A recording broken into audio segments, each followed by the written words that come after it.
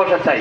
আপনারা যদি আমাকে সম্মানিত করেন, আজকে যেভাবে সম্মানিত করেছেন প্রোগ্রামে এসে, আপনারা যদি ভোট দিয়ে দাঁড়িপাল্লা প্রতীককে বিজয়ী করেন, ইনশাআল্লাহ আপনারা যে আমানত আমার কাঁধে দিবেন সেটি আমি শতভাগ এক পয়সা আমার পকেটে ঢুকবে না, আমার দলের কোনো মানুষের পকেটে ঢুকবে না।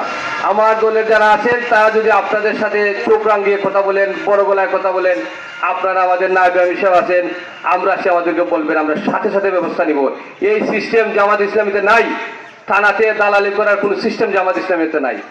আপনাদের আমানত যে আমার কাজে দিবেন সেটা আমি শতভাগ উন্নয়নের মাধ্যমে, আমাদের এলাকায় সুবিচার প্রতিষ্ঠার মাধ্যমে, ন্যায় বিচার প্রতিষ্ঠার মাধ্যমে, যুব সমাজের বেকারত্ব দূর করার মাধ্যমে আমি আপনাদের ঋণ পরিশোধ করবো ইনশাআল্লাহ। আল্লাহ রাব্বুল আলামিন আপনাদের সকলকে কবুল করুন। আজকে যে কষ্ট করে অনেকে দাঁড়াইয়া অনেকে বসে আমার কথা শুনলেন, আল্লাহ রাব্বুল আলামিন তাকে কবুল করুন এবং এর বিনিময়ে আল্লাহ যেন আমাদের সবাইকে